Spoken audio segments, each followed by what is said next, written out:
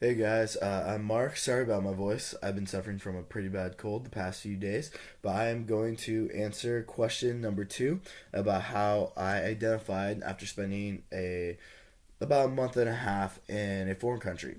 So a few years ago, I spent a month and a half in Kenya, in Eldoret, Kenya, to be specific, mainly for a service trip, and in that we were fully immersed in their culture. There they mainly speak Swahili. Many people actually do speak English, but their preferred language is Swahili. They will try and speak English with foreigners, but again, they mainly speak Swahili. So while I was there, I actually suffered from culture shock.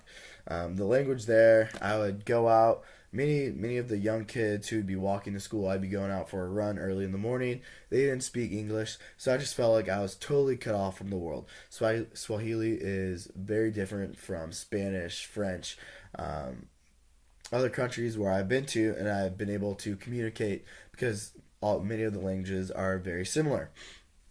So when I was there, like I said, I actually suffered from culture shock. I started viewing the world very differently, and what they consider normal, I actually was very surprised, and it actually made me feel guilty about myself upbringing, as I've taken many classes here at the UW.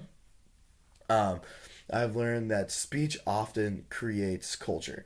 So the way Swahili is structured, or the culture that it has created in Kenya, very family oriented, not really focused on the external factors. So there would be people who would be living in slums who often experienced extreme poverty that is very unknown to many Americans, as many people mainly go to Europe and have not actually traveled to Africa. So like I said, I struggled with feeling guilty, not really wanting to go back, having the same mindset as I did. I didn't really know what I truly believed in going home back to America from seeing people with nothing and coming back to a life where I now feel so privileged. It actually changed my whole viewpoint on life. And so that's how I mainly struggled with self identity, especially being in a foreign country, was mainly the whole culture shock and how the language that they spoke there created a culture that's so very much different from mine, especially with their given circumstances that they actually lived in.